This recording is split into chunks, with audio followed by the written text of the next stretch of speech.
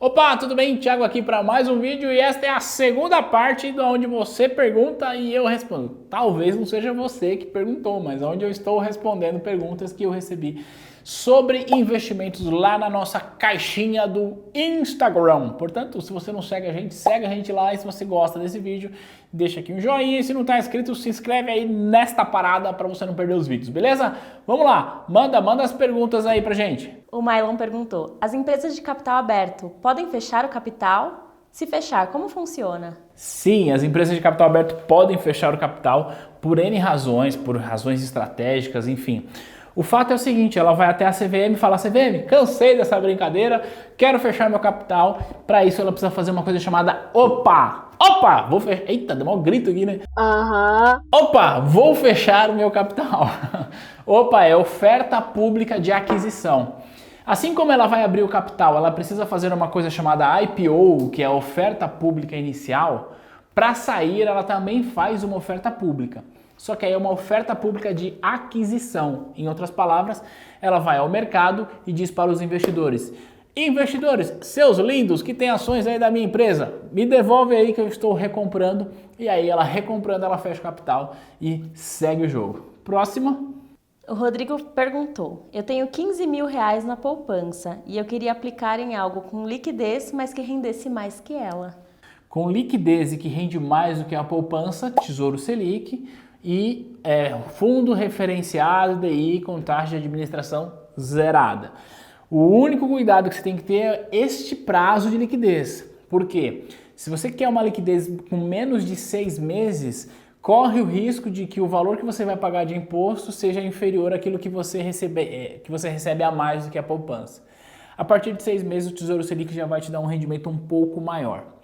Agora, dependendo daquilo que você pensa de liquidez, o que é liquidez para você? É 100% liquidez, tudo ali na mão na hora que eu precisar? Ou será que parte disso eu preciso de muita liquidez e outra parte nem tanto?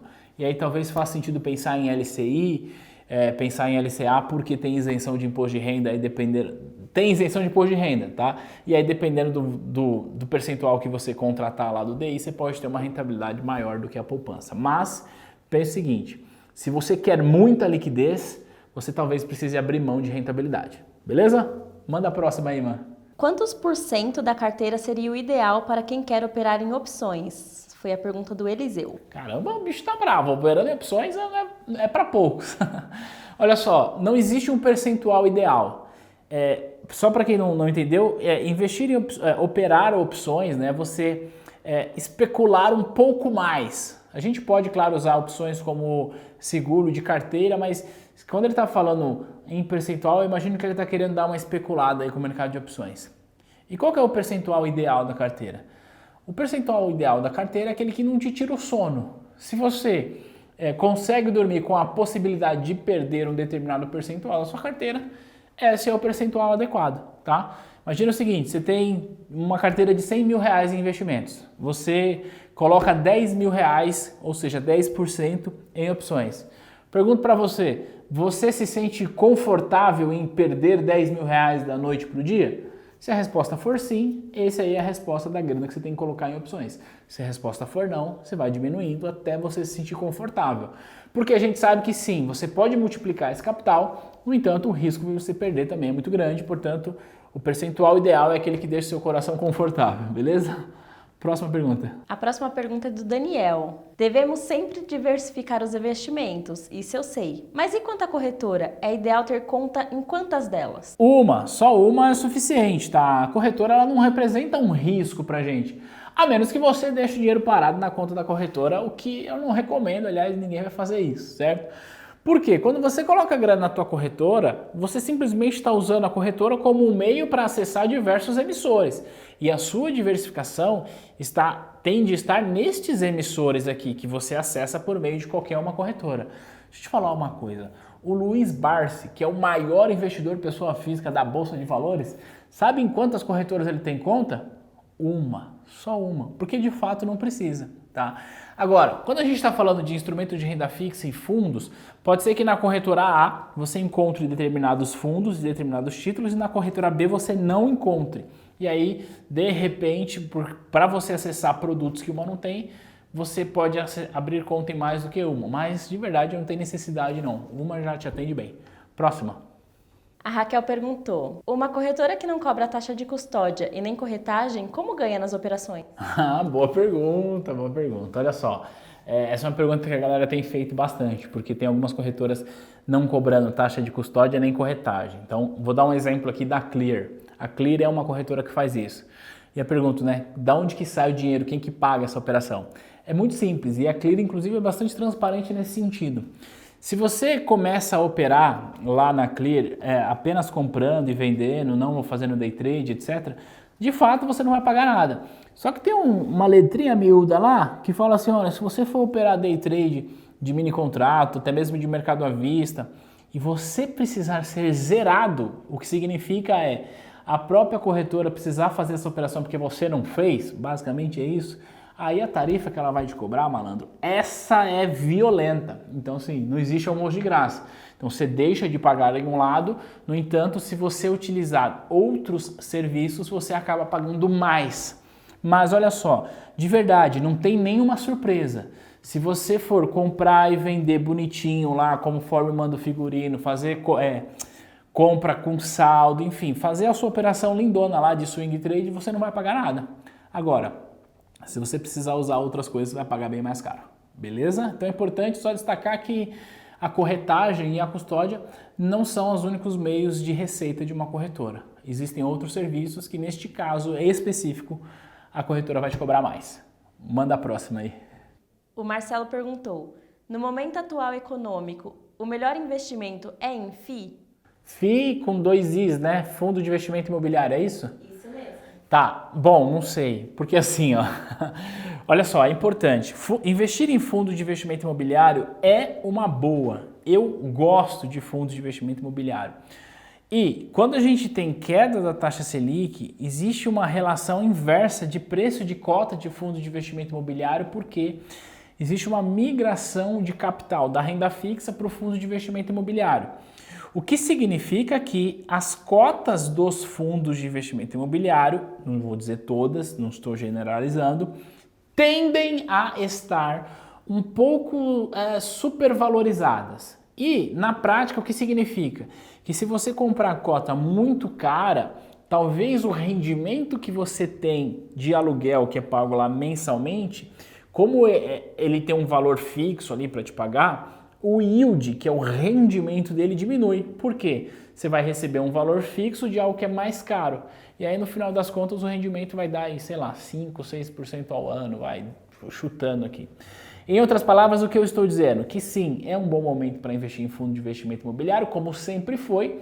No entanto, é importante a gente estar atento ao valor da cota para a gente não comprar ativo que já está muito caro e, portanto, as chances de valorização da cota diminui e o seu yield, que é o rendimento, também vai diminuir.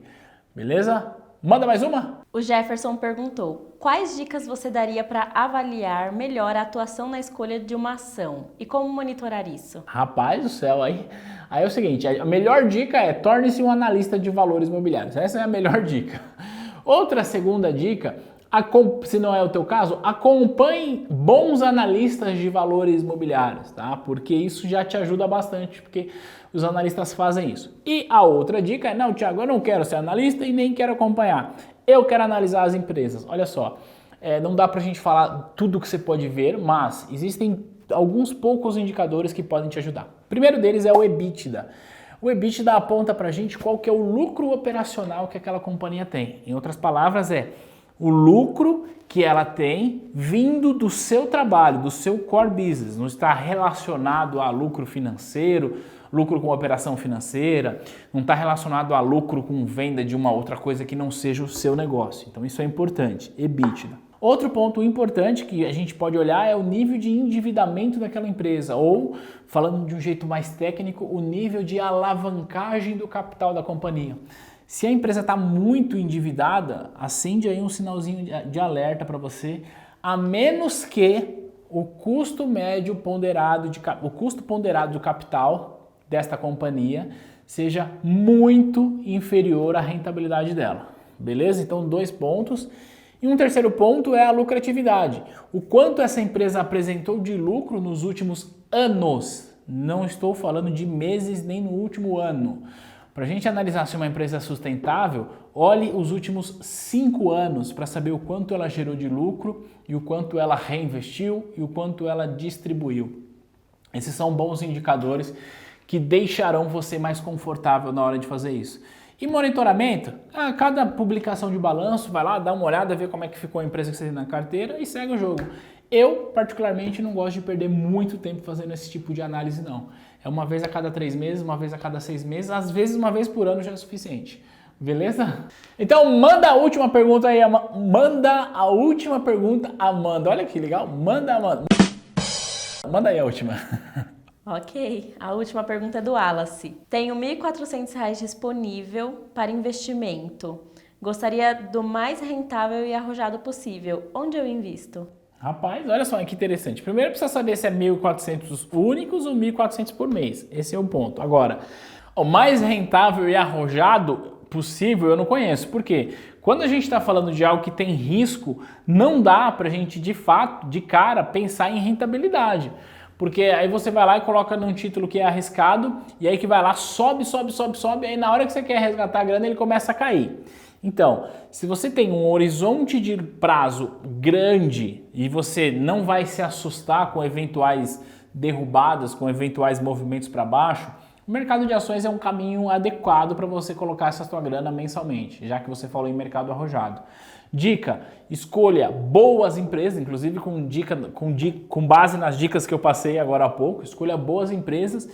Outra dica, não fique olhando o home broker toda hora, não esquece o home broker, compra as ações, segue o jogo, vai fazer a tua vida, vai trabalhar, depois você vem uma vez por mês ali, vê como é que tá, compra mais e vai acompanhando periodicamente, sem ficar fazendo monitoramento diário para você não surtar. Mas pensa, escolha boas empresas, esse é o melhor jeito do seu capital multiplicar no longo prazo. Beleza? Então essas foram as perguntas, mano. Obrigado aí por você ter trazido pra gente. Dá um salve aí pro povo. Disponha. Salve, galera. E se você gostou desse vídeo, deixa aqui um joinha, deixa aqui um comentário. Se você tiver alguma pergunta e quiser que eu responda, comente aqui e a gente se vê no próximo conteúdo. Beijo, tchau!